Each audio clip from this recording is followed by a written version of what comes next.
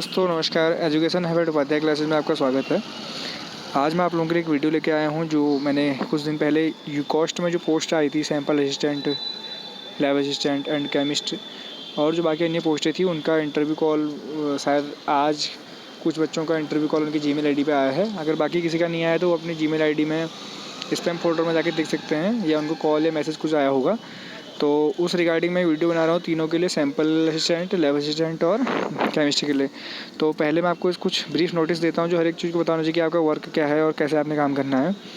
तो एक पहले ध्यान दीजिएगा कि जो हमारा सस्टेनेबल डेवलपमेंट गोल है उसके अंदर जो गाइडलाइन है 2030 तक हमने वाटर को अचीव करना है। मतलब हर भारतीय को, जो मतलब इंडियंस को जो है वाटर, प्योर वाटर मिलना चाहिए, ड्रिंकिंग वाटर मिलना चाहिए। उसका जो गोल है 2030 तक है। ठीक है। उसके बाद आप देख सकते हैं आगे में इंपॉर्टेंट चीज़ जो आपकी हैं, और आप लोग BIS के अंडर ये आता है, मतलब ब्यूरो ऑफ इंडियन स्टैंडर्ड इस ड्रिंकिंग वाटर के पैरामीटर को नोटिफाई करता है।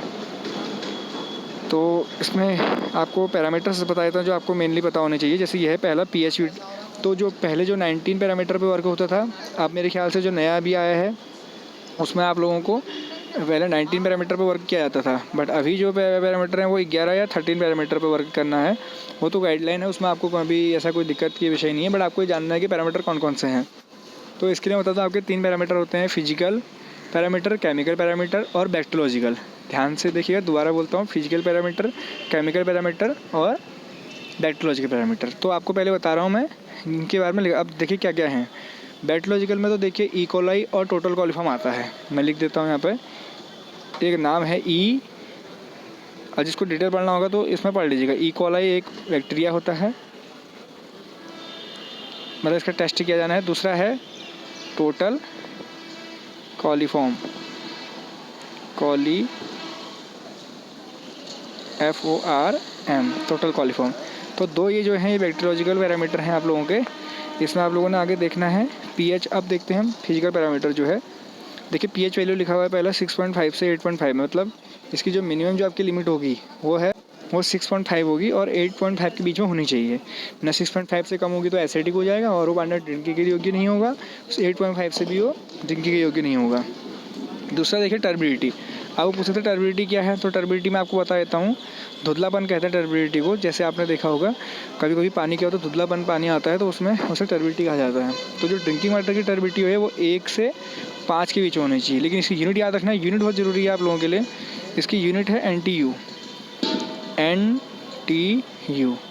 न्यूक्लियोफिलिक टर्बिडिटी यूनिट, न्यूफ्लिक, NEO, न्यूफिलिक टर्बिडिटी यूनिट। जिसको अगर ये वर्ड समझ में नहीं आएगा तो आप NTU गूगल में टाइप करके इसका नेम देख लीजिएगा। ठीक है। मतलब मेनली है pH वैल्यू की आपकी यूनिट कुछ नहीं होती है कि हाइड्रोजन की सांद्रता बताता है। टर्बिडिटी की यूनिट जो है वो NTU होती है, और कहीं कहीं FTU भी होती है। FTU होती है वो जो हाई मेजरमेंट के लिए होती है, लेकिन हमारा ड्रिंकिंग वाटर में NTU यूनिट ली जाती है। दूसरा थर्ड देखिए, टोटल हार्डनेस आपके लिए एक पैरामीटर है। टोटल हार्डनेस, इसमें CaCO3 को जांच किया जाता है। इसकी यूनिट है mg पर लीटर, mg/L लिखा हुआ है, mg पर लीटर। इसकी लिमिट देखिए 200 से 600 के बीच में। तो देखिए अगर जिस व्यक्ति ने इस फील्ड में पहले काम किया है उसे तो पूरा यूनिट याद होनी चाहिए, बट जो कोई नया है तो वो खाली आपको टेस्ट का नाम याद रख सकता है। ठीक है। जैसे टोटल हार्डनेस है उसका CaCO3 की जांच की जाती है और mg/L इसकी यूनिट है। जो मैं तुम्हें ई कोलाई बताया था, ये एब्सेंस होना चाहिए, प्रेजेंस नहीं होना चाहिए ड्रिंकिंग वाटर में पैरामीटर में। ठीक है, ये एब्सेंट होना चाहिए। और टोटल आयरन जो है Fe, mg/L इसकी लिमिट है। और 0.3, मतलब 0.3 तक अगर कोई वाटर में अगर इसका मात्रा आ रही है तो पानी ड्रिंक लेवल है, बट अगर 0.3 से आगे है तो फिर ये पानी पीने योग्य नहीं है। एक पैरामीटर आपका टेस्ट भी है। टेस्ट कैसा होना चाहिए? एग्रीबल होना चाहिए, ध्यान रखना। और ऑर्डर भी एग्रीबल है। ठीक है। इनकी कुछ यूनिट है नहीं। बाकी मैं बताता हूँ आगे कुछ चीज़ें कि अब जो आपके अपने जो कैसे आप लोगों ने वर्क करना है उसके बारे में बताता हूँ। देखिए पहले मैं बताऊँगा सैम्पल असिस्टेंट का जो वर्क है, सैम्पल असिस्टेंट मेन वर्क इसी का है। क्यों? क्योंकि इसने सैंपल लेके आना है। जब तक लैब में सैंपल नहीं पहुंचेगा तब तक कोई वर्क नहीं होगा। तो सैंपल असिस्टेंट का वर्क ये है कि उसे पानी के सैंपल लेने हैं और सैंपल लेकर के उसे अपने लैब में लेके आना है। अब लेकिन सैंपल किस तरह से लेगा वो बात देखनी है। तो सैंपल लेने के 2 तरीके होते हैं। जैसे आपने ग्राउंड लेवल सैंपल है, या 2 चीज़ याद रखिए, ग्राउंड लेवल और सरफेस लेवल, ये हैं जहाँ से आप पानी लेंगे। अब ग्राउंड लेवल का मीन्स ये है कि जो पानी आप ग्राउंड के नीचे से ले रहे हो ग्राउंड लेवल के अंदर सारे सोर्सेज उसके ग्राउंड लेवल के अंदर आएंगे। जैसे सपोज दैट आपने ट्यूबवेल से वाटर लिया तो ट्यूबवेल ग्राउंड लेवल वाटर का ही एक सोर्स है।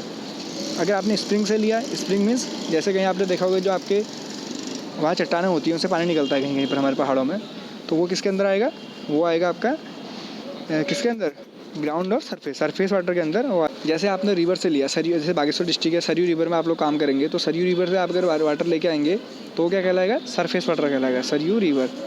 और ग्राउंड वाटर ओनली वही कहलाएगा जिसे ट्यूबवेल से ले रहे हैं, आईवेल से ले रहे हैं। आईवेल मीन्स जो ये संगम बेकरी के पास बना है बागेश्वर में, वो आईवेल है। आईवेल इन्फिल्ट्रेशन वेल है, मतलब एक जो पानी को प्योरीफाई करके देता है।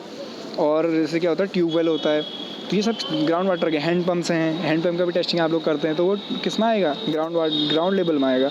बट अगर जैसे कोई भी आप रिवर से ले रहे हैं या आप खुद अगर आप हाथ से अगर ले रहे हैं, पॉन्ड से ले रहे हैं, पॉन्ड से कैसे लेते हैं, कोई क्वेश्चन पूछ सकते हैं कि आगे पॉन्ड से कैसे ले सकते हैं, आप बताइए।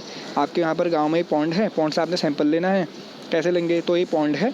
तो पॉन्ड के आपने क्या बताना है, पहले उसका मेथड जान लीजिए।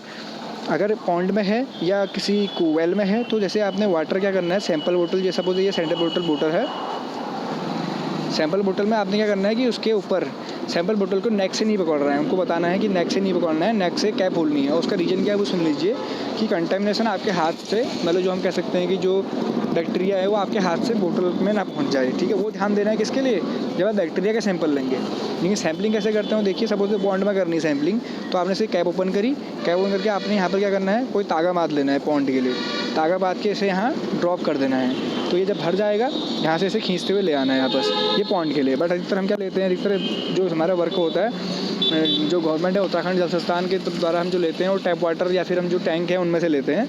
तो उसका प्रोसीजर क्या है, देखिए ये अगर आपकी होटल, ये आपका टैप है, यहाँ से आपका पानी आ रहा है, तो ये पानी को अगर आपने बोतल लेना तो बोतल आपने तिरछा करके ऐसे लगानी है। हाथ आपका यहाँ होगा, यहाँ पर आपका हैंड होगा, और यहाँ पर आपने कैप खोली और इसे यहाँ पर पूरा भर दिया। दो चीज़ें ध्यान देनी है, अगर आपने केमिकल सैम्पलिंग करनी है तो वाटर पूरा भरेंगे, पूरा फिल करेंगे केमिकल के लिए। लेकिन अगर बैक्टीरियोलॉजिकल सैम्पलिंग करनी है तो बैक्टीरियोलॉजिकल के लिए क्या करेंगे आप, ओनली बैक्टीरियोलॉजिकल के लिए उसे नेक से थोड़ा सा नीचे, जैसे बोतल है आपकी, ये है, ये बोतल है और इसका ये नेक है, तो नेक से नीचे तक आपने आप पानी यहाँ तक फिल करना है।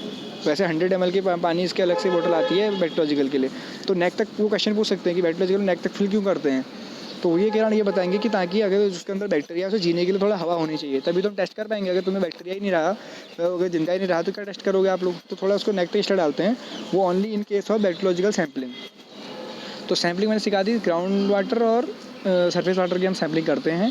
ग्राउंड वाटर मीन्स जो भी आपका ज़मीन से पानी आ रहा है, सरफेस वाटर मीन्स सतह पे जो आप ले रहे हैं वो सब सरफेस वाटर है। ये जानना उनके लिए ज़्यादा ज़रूरी है जो वर्क कर चुके हैं, बट जो नए नए हैं वो अगर इतना ही बता देंगे तो उनका सिलेक्शन श्योर है, ठीक है। तो उसके बाद देखिएगा, अब मैं बताता हूँ लैब असिस्टेंट का वर्क क्या है। लैब असिस्टेंट के जो वर्क हैं, लैब असिस्टेंट के जो वर्क हैं बता देता हूँ आप लोगों को।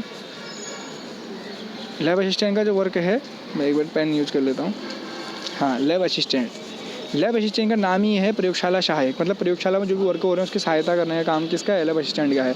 मतलब जो भी कागज़ पेपर वर्क है सारा लैब असिस्टेंट करेगा, और जो भी वहाँ पर केमिस्ट्री की हेल्प है या फिर सैंपल असिस्टेंट की हेल्प है, जो आपको बोटल्स देनी है, बोटल्स को क्या करना होता है, ऑटोक्लेव एक मशीन होती है जो बोटल जिसको रिफ्रेश करते हैं, क्या होती है, ऑटोक्लेव। ये वर्ड याद रखना, ऑटोक्लेव में क्या होता है, जो इसे अगर सैंपल लेके आए, अगर आप लगातार उसी में सैंपल लाते रहोगे तो पानी तो ऐसे भी कंटामिनेट हो जाएगा ना, इसलिए ऑटोक्लेव में उन बोतलों को क्या किया जाता है, मतलब बैक्टीरिया को हटाया जाता है ऑटोक्लेव में, ठीक है। ऑटोक्लेव का करने का तरीका भी क्या है, जो मशीन होती है ऑटोक्लेव में उसमें ढक्कन को हल्का लूज छोड़ते हैं। उसका रीज़न भी वही है कि अगर आप ढक्कन को टाइट कर देंगे तो बैक्टीरिया क्या हो जाएगा, ग्रो नहीं कर पाएगा। ग्रो मीन्स अगर आप सपोज उसके अंदर बाहर नहीं निकल पाएगा ना, भाप की उसके अंदर भाप होती है, हाई टेम्परेचर पे भाप के द्वारा बोतल को क्या किया जाता है, स्टेनलाइज किया जाता है, ठीक है। एक वर्ड स्टेनलाइज है। तो ऑटोक्लेव आपने याद रखना है। ऑटोक्लेव के साथ साथ ये देखिएगा लैब असिस्टेंट के वर्क है, जो भी ऑफिशियल डॉक्यूमेंट्स है वो आपने कवर करना, जो भी ऑफिशियल डॉक्यूमेंट्स है वो आपने कवर करने हैं। उसके साथ साथ जैसे लैब की आपकी अटेंडेंस सीट है वो प्रॉपर होनी चाहिए, मेंटेन होनी चाहिए, रिपोर्ट सारी मेंटेन होनी चाहिए। और बाकी जो कभी कागज़ अगर अभी ऑफिशियल मंगाते हैं तो आपका लैब में जो सारा काम लैब से रिलेटेड उसी का है। लैब में जो हमारे जो हैं पैरामीटर्स के अकॉर्डिंग जो हमें एपरेटर्स रखे हुए हैं, मशीन है उसे साफ़ करने का, उनमें धूल ना जमी हुई, ये सब वर्क किसके हैं। तो जितना अच्छा बता सकते हो तुम उसको बता देना अपने लैब असिस्टेंट के वर्क में, ठीक है, कि मैं ये भी करूँगा, वो भी करूँगा, ये भी करूँगा, जो भी चीज़ें तुम्हें लगती करनी चाहिए वो सब बता देना, ठीक है। और हाँ हो सके तो करना भी उसे, बट पॉसिबल उतना रहता है कि लगातार सारी चीज़ें हो नहीं पाती है एक दिन में ही, तो इसलिए आप अपने अच्छे से अच्छा करेंगे। अगर ये सब चीज़ें आपने बता दी तो आपका सिलेक्शन इसमें लैब असिस्टेंट में श्योर है। आप कोई केमिस्ट्री के लिए अगर प्रिपरेशन कर रहा है तो मैं केमिस्ट्री के लिए बता देता हूँ। केमिस्ट्री क्या करना है, वैसे तो केमिस्ट्री जो कर रहा है वो कहीं ना कहीं लैब असिस्टेंट वर्क कर चुका होगा, तभी उसको इतना केमिस्ट्री के लिए आगे रखा जाएगा। तो ऐसा भी कुछ नहीं है, अगर आपका ज्ञान है तो आपको ऐसे रख लिया जाएगा। तो केमिस्ट एज ए केमिस्ट क्या करना है आप लोगों ने, मतलब आप लोगों को लैब के हेड हो, हेड मीन्स वहाँ की जो भी डिटेल है आपसे ली जाएगी, जो भी अधिकारी है आपसे डिटेल लेगा और जो भी आपको सब आपको बताना है। तो आपके अंडर ही लैब असिस्टेंट और सैंपल असिस्टेंट, तो आपने हम दोनों को मैनेज करके रखना है। तो आपका कार्य है कि आप लोगों ने उनको संभालते हुए, मतलब सैंपल असिस्टेंट को हेल्प करते हुए और लैब असिस्टेंट को हेल्प करते हुए अपनी लैब की जो प्रोसेस है उसको कंप्लीट करनी है। जैसे आपकी टेस्टिंग के जो टारगेट मिल रहे हैं आपको टाइम पे अचीव करना है। डाटा अपलोडिंग, हाँ सबसे बड़ी बात यह है, काम तो आपने कर लिया बट डाटा कैसे अपलोड करोगे, डाटा भी तो बहुत ज़रूरी है ना। तो इसके लिए ये जो वेबसाइट है वो पहले थी NRDWP करके वेबसाइट थी, मैं लिख देता हूँ NRDWP। लेकिन अब किसके अंदर है, मिनिस्ट्री ऑफ जल शक्ति के अंदर है, याद रखना। तो मिनिस्ट्री ऑफ जल शक्ति की वेबसाइट में इसे अपलोड करना होता है, ये बताना डाटा आपको अपलोड करना है कि पर मंथ आपने कितना चढ़ाया, कितनी वाटर सैम्पलिंग की, उसका रिपोर्ट क्या है, वो सब आपको डाटा फिट करना है। ये काम भी लैब असिस्टेंट का होता है, बट अगर लैब में अगर आप लोग कोऑपरेटिव वे में रहेंगे, कोऑपरेशन में वर्क करेंगे तो कोई दिक्कत नहीं आएगी, लैब अच्छा ग्रो करेगी आपकी। तो बाकी ये तो आपने कर लिया। हो सकता है आपसे आपके उसके बारे में पूछ सकते हैं कि आपने कहाँ जॉब करनी है, तो बेफिक्र कि आपने बताना है, क्योंकि एक चीज़ मैं आपको क्लियर कर दूं कि यहाँ पर जो सैलरी है वो आज तक का रिकॉर्ड ये था कि लेट में आती है। मैं क्लियर करके इस बात को क्लियर कर दूँ, तो आपने उसके अकॉर्डिंग ये नहीं सोचना है कि हल्द्वानी मिल रहा है हल्द्वानी कर लिया, बट वहाँ आपको किराया देने में आपको 5-6 महीने में अगर सैलरी टाइम पर नहीं आई तो दिक्कत हो जाएगी। बहुत से लड़कों ने इसलिए जॉब छोड़ी है, ये मैं क्लियर कर दूँ। तो इसलिए मैं आपको क्लियर ये चीज़ बता दूं कि अगर आपने जो सोच समझ के लेना जगह को, अगर सपोज दैट किसी का काम अच्छा है हल्द्वानी में खाली है, उन्होंने बोल दिया कि आप बागेश्वर के हो, हल्द्वानी में काम कर लोगे, ये मत सोचता कि नौकरी मिल रही है, तुम में क्वालिटी होगी नौकरी कहीं भी मिल जाएगी। लेकिन बस ये है कि आपने उसको वो चीज़ मैं क्लियर करता हूँ, आप बाद में कहोगे कि आपने बताया नहीं, इसलिए मैं पहले क्योंकि मैं काम कर चुका हूँ और उसी कारण मैंने वही रीज़न था कि मैंने इसे छोड़ा भी था, क्योंकि सैलरी टाइम पे आती नहीं है और आपके वर्क जो है रुक जाते हैं, उसके एवज में आपको दूसरे काम शुरू करने पड़ते हैं, फिर आपका ध्यान एक जो लग नहीं पाता है उस पर आप। तो इसलिए मैं बता दूँ कि सैलरी का यहाँ पर थोड़ा दिक्कत है, इसलिए आप लोग अपने सोच समझ के घर के पास वाली जॉब लीजिएगा, ठीक है।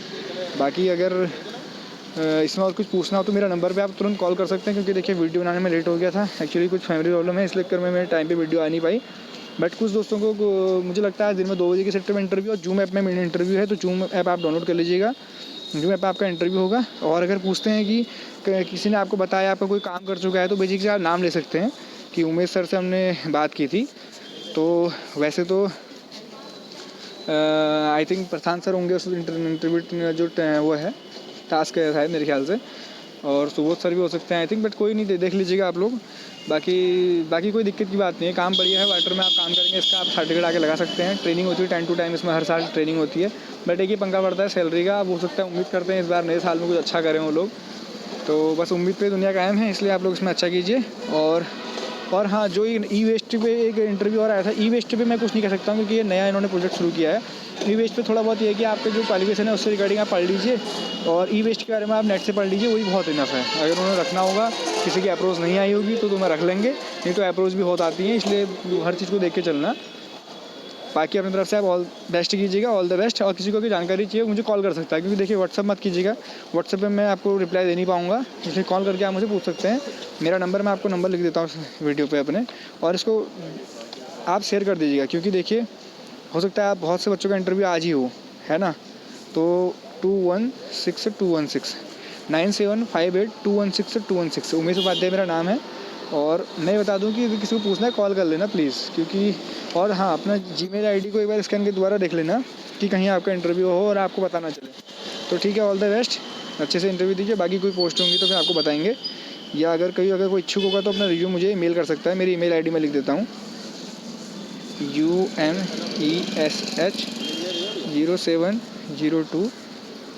umesh0702@gmail.com, ठीक है। इस पर मुझे मेल कर दीजिएगा और अपना मैसेज ड्रॉप कीजिएगा। कहीं आगे कुछ पोस्टें आएंगी तो वहाँ पे मैं आपको भेज सकता हूँ, या कहीं आगे आएगी तो वीडियो बना दूँगा, ठीक है। Okay, all the best, bye bye, take care. लेकिन हाँ, जितने पैरामीटर मैंने बताया इनको रिवाइज कर लीजिएगा एक बार, क्योंकि क्या क्या होते हैं पता चलने चाहिए।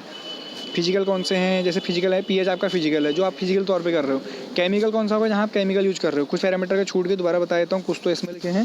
जैसे कैल्शियम चेक करते हैं आप, कैल्शियम चेक करते हैं, मैग्नीशियम चेक करते हैं, आयरन चेक करते हैं, नाइट्रेट चेक करते हैं, सल्फेट चेक करते हैं। ये वाटर के आपके पैरामीटर्स हैं।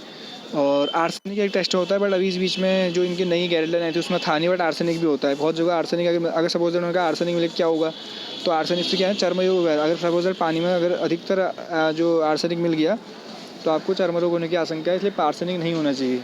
ठीक है, तो बाकी ये सब है। ठीक है, ऑल द बेस्ट।